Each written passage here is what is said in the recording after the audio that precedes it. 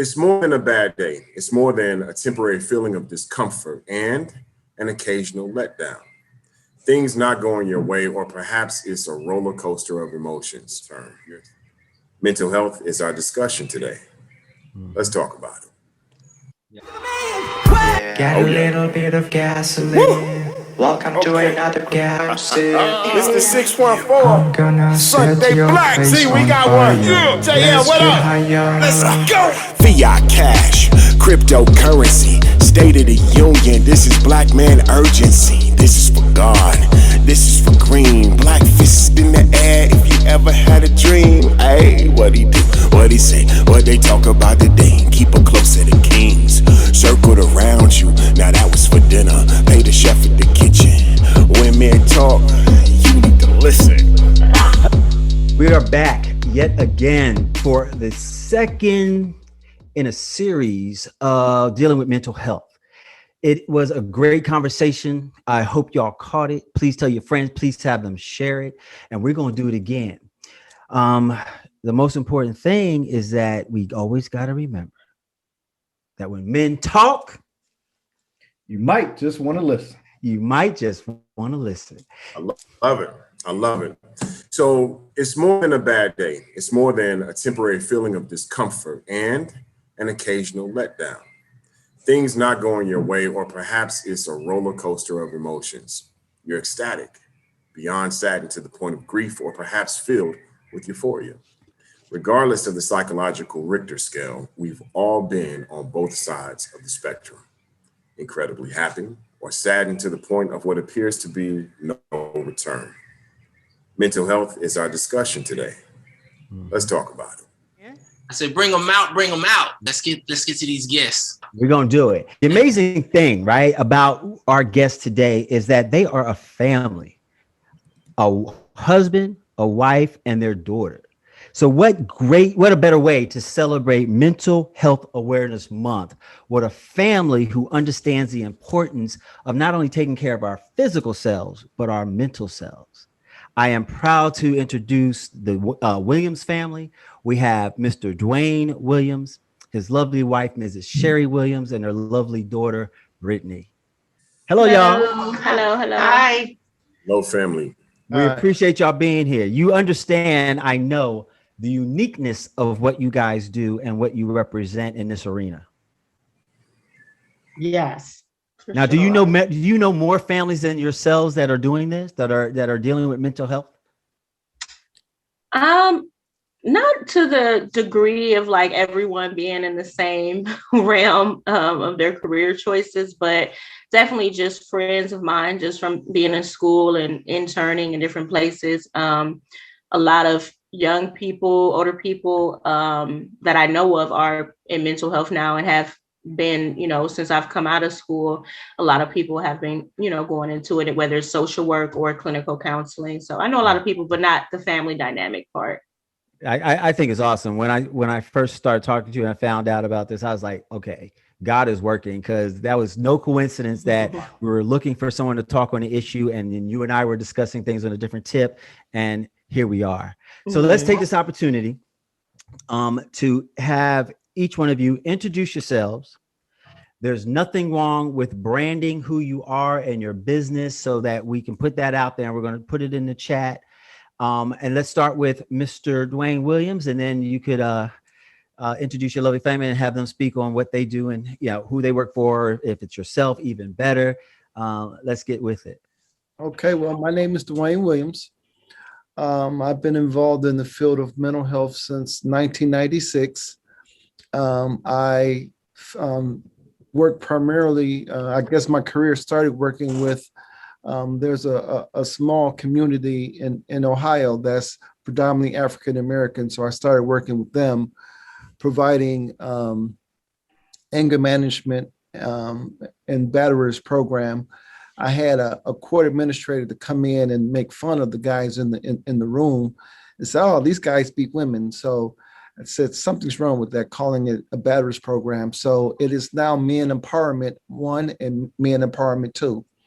And one of the things that I recognized early in my career was that anger management, traditional anger management programs did not work for minorities because it wasn't designed for us. The one program that was probably used the most was the Duluth model. The Duluth model was actually developed using Caucasian college students who went through this program for a grade, and it simply wasn't designed for us, and it doesn't take into account all the different types of aggression. There's 5 different types of aggression, and places like that, all they do is focus more on situational aggression. We as African Americans, most of our aggression is generational. We were raised in an environment in which aggression was actually endorsed. If somebody chased you home, you were encouraged to go out there and confront that person, because if you didn't, then you might have a problem somewhere down the road. So I've been involved in this field, like I say, since 1996. My wife and I are proud owners of Williams Counseling Services. We provide a lot of marriage counseling, premarital counseling, as I said, anger management, veterans program, men education. We work with a lot of individuals with self-esteem issues, individuals with depression, anxiety. We are both master, I shouldn't say, forgive me, Brittany, we all are master level clinicians. I always say that my wife, her training was more extensive than mine. I just been in the field a little longer than her. But we definitely own Williams Counseling, and we are preparing to open up an office there in the Georgia area. So we are looking to expand what we do. Awesome. Let's give the contact number for Williams Counseling Services. Well, actually has 2 numbers. Okay. The first number is 216. Sweetheart, you have to help me out. I don't know the number. The first number is 216-350-6836. And the second number will be 216-776-2097. Awesome. And we also have a number there in the Georgia area, and that's area code 404-946-8297. Awesome. You want to pass the mic to Mrs. Williams? All righty. Hi, everyone. My name again is Sherry Williams, and my career, I've always had a passion for mental health. I come from a background of my family that had a lot of, on my dad's side, mental health issues, but I never really came to know that that was my calling until I became a director working for a state facility, the state Ohio facility of behavioral health.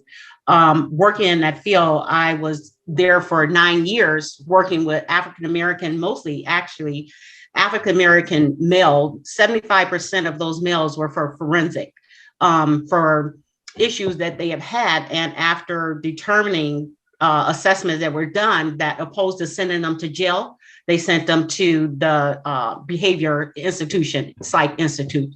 And there is when I really became aware of that was really my passion of talking with them, reading records, and just my heart was going out to how the African-American men were treated opposed to the Caucasians in the facility, inpatient psych, and in the forensic, in the, the system. Yeah, the justice system.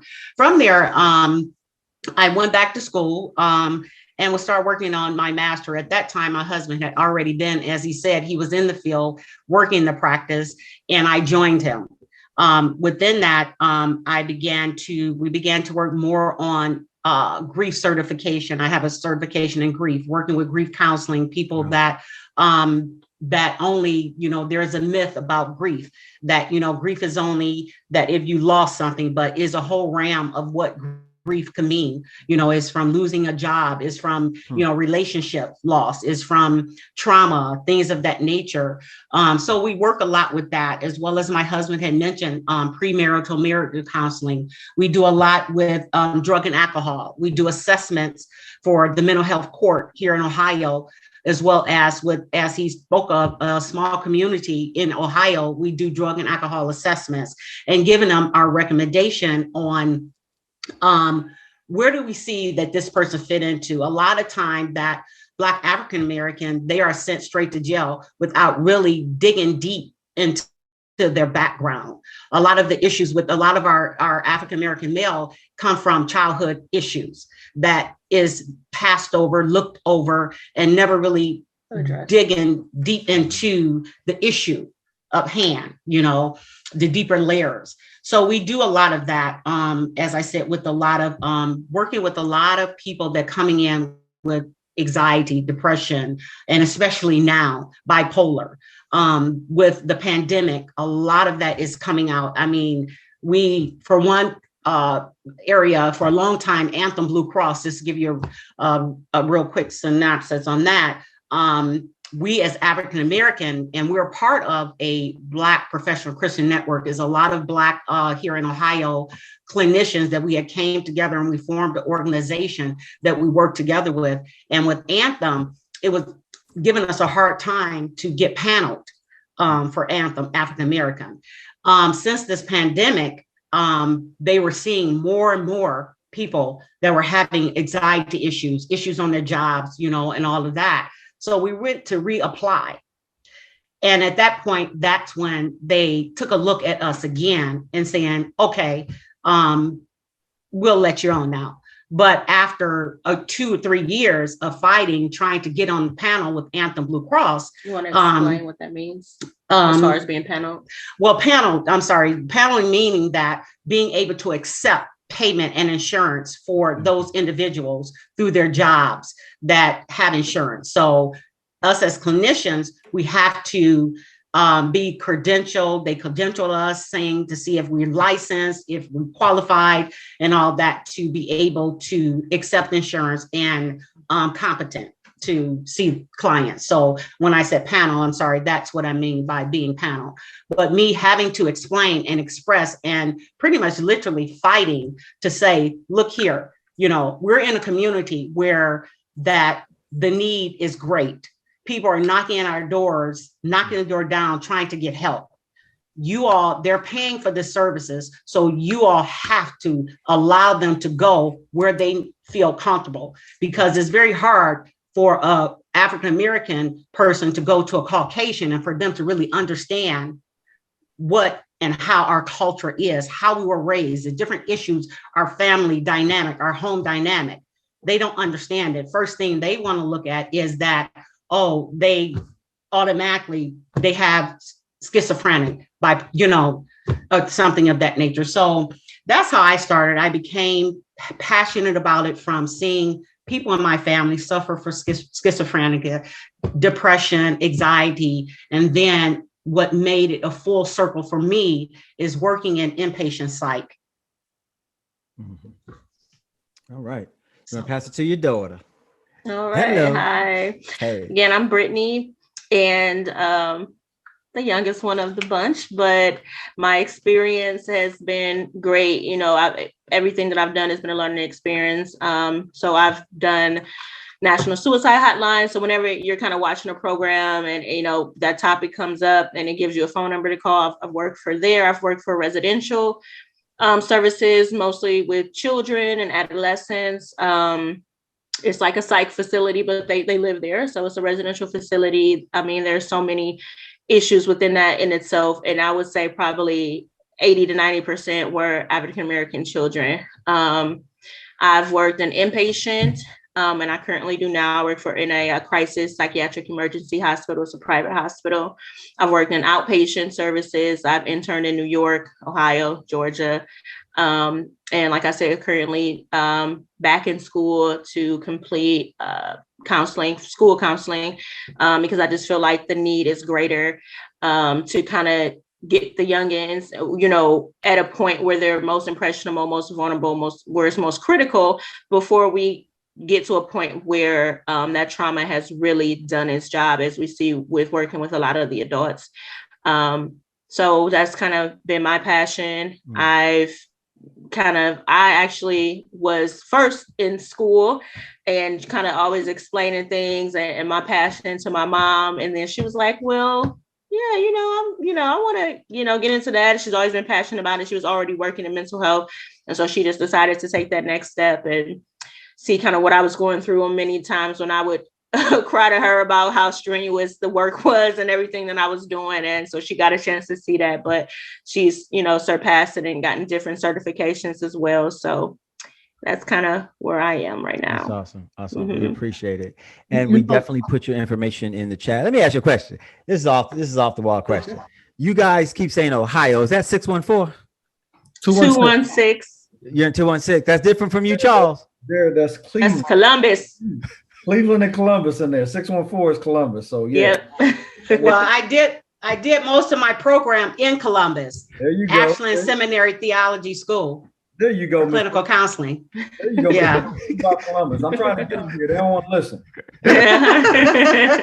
All right. On a more serious note, let me ask this question. And I'm gonna focus on Black males and our need for mental wellness. What do you see now in this environment, especially after COVID and then supposedly, the world getting quote unquote back to normal? What do you see and suggest for us Black males right now in this environment dealing with mental health? Well, I think we have to create a platform where men really are able to articulate how they feel. How does a male tell his significant other, his wife, his girlfriend, that he's frightened, he doesn't know what to do, that he's at a standstill? Many times he will not doesn't feel comfortable enough to express those types of things, and what he ends up doing is internalizing these feelings, and they manifest themselves in so many different other ways. We've seen an explosion of aggression-related activities of intimate partner violence going up. We've seen an explosion of drug and alcohol issues increasing. We've seen an explosion of anxiety and depression exploding as well. So these types of things have been increasing, and what makes it more impactful in the Black community is that we don't always have the platform to express those things. We're taught to just get over it. You got these issues, and you have to find your way to get through it. And so we, one of the things that we do, sweetheart, I forgot to mention that we also train we also counsel first responders. So we do that. I was one of the lead trainers at the VA Medical Center. We have we trained the VA police officers in crisis intervention. I was one of the lead trainers for that. So we trained the police officers how to interact with individuals who may be going through some form of psychosis or psychotic crisis. But to continue what I was saying, we've seen an explosion in that. So we have to create a platform. We have to create a safe space for them to be able to articulate how they feel, and actually normalize it for them, to let them know that what you're experiencing isn't strange or odd, but it is something that is part of the human experience. And as the word says, this too shall pass, to help them work their way through it.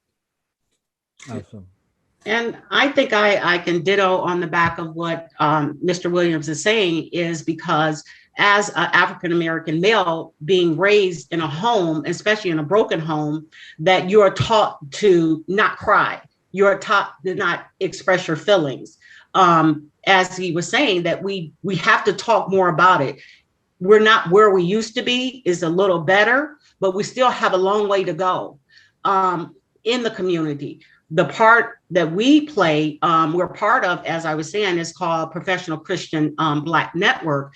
And what we do, we go out in our community, not only in the community, but in the Black churches.